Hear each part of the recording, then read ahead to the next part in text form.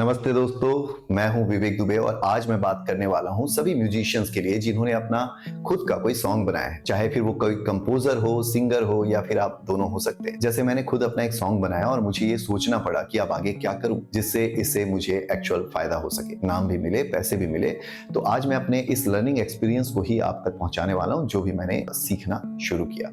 तो सबसे पहला जो पार्ट है जो मैंने समझा वो है सॉन्ग को रजिस्टर करना। देखिए, सबसे पहला स्टेप होता है अपने सॉन्ग को प्रोटेक्ट करना, मतलब कि कॉपीराइट करवाना। ये जरूरी है ताकि कोई भी तीसरा बंदा जो है या कोई दूसरा पर्सन जो है वो आपके गाने को कॉपी ना कर सके, यानी कि अपलोड ना कर दे आपके ही गानों को। इसका सिंपल तरीका है, अपने लिरिक्स और कंपोजिशन को एक डॉक्यूमेंट में लिखो, अपने नाम के साथ अपने आप को खुद को मेल कर दो। या फिर आप चाहें तो ऑफिशियली कराना चाहते हैं रजिस्ट्रेशन यानी कॉपीराइट, तो आप IPRS या PPL जैसे प्लेटफॉर्म पर रजिस्टर करा सकते हैं। इससे फायदा ये होता है कि जब कोई आपका गाना कहीं प्ले होता है, जैसे कि टीवी में, रेडियो में या यूट्यूब पे या किसी लाइव शो में, तो आपको उसका रॉयल्टी मिलता है। अगले पार्ट पे आते हैं जिसे हम कहते हैं डिस्ट्रीब्यूशन। देखिए, डिस्ट्रीब्यूशन जो है इसका मतलब ये होता है कि आप अपना जो सॉन्ग उसको केवल यूट्यूब तक सीमित नहीं रख सकते। आजकल डिस्ट्रोकिट, ट्यूनकोर, CD बेबी, बीट स्टार्स जैसे प्लेटफॉर्म हैं जहां से आप अपने सॉन्ग को स्पॉटिफाई, एप्पल म्यूजिक, जियो सावन और Amazon म्यूजिक जैसे जगह पे रिलीज कर सकते हैं। इसका फायदा ये है कि आपका जो सॉन्ग है वो दुनिया भर के लिसनर तक पहुंचता है और जब कोई सुनता है तो आपको पर स्ट्रीम के हिसाब से पैसे मिलते हैं। अब यहाँ पे मैं एक टिप देना चाहूंगा कि मेटा डेटा जो है उसको सही तरीके से भरना है, जैसे कंपोजर, लिरिसिस्ट, सिंगर का नाम, ये सब सही जगह पे क्रेडिट होना चाहिए। अब बात करते हैं यूट्यूब के फायदे से। अगर आप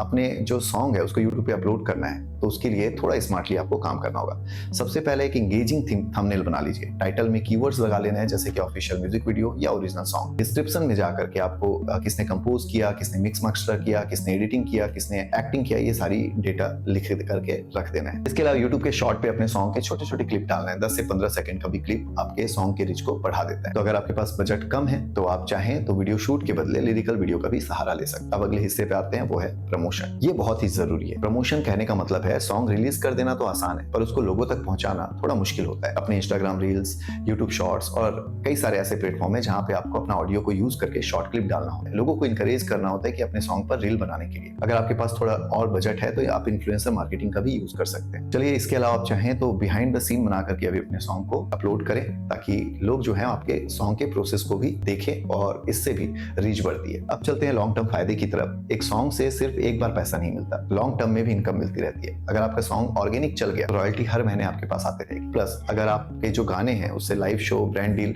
और कोलैबोरेशन तक आप उसे पहुंचा दे तो भी आपको फायदा होगा। और इसके अलावा आपका एक अच्छा पोर्टफोलियो बन जाता है, यानी आप एक लगातार अगर आप कंसिस्टेंट होकर के काम करते हैं तो कई सारे फिल्म मेकर या लेबल जो है वो आपको अप्रोच करते हैं। तो दोस्तों, अगर आपने अपना सॉन्ग बनाया है तो उसे सिर्फ एक फाइल बना के अपने लैपटॉप में मत रखिए, उसे दुनिया तक पहुंचाइए, प्रोटेक्ट करें और फिर उसके बाद प्रमोट करें। मैं भी इसी प्रोसेस से गुजरने वाला हूं, तो इसलिए मैंने जो भी लर्निंग सीखा वो आप तक शेयर कर रहा हूं। देखते हैं क्या होता है कि एक्चुअल में जब भी आपका बनाया हुआ गाना किसी और अननोन पर्सन के मोबाइल में चलता हुआ सुनाई देता है तो उसका फील ही अलग होता है। तो अगर आपको ये वीडियो अच्छी लगी होगी तो लाइक जरूर करना, कमेंट में लिखना कि अभी आप कौन से स्टेज पे हो, सॉन्ग बना रहे हो या फिर रिलीज कर चुके हो, और चैनल को सब्सक्राइब कर लेना ताकि ऐसे ही और भी कंटेंट जो है उससे हम मिलते रहें एक दूसरे के साथ। तो मिलते हैं अगले वीडियो में, तब तक के लिए धन्यवाद।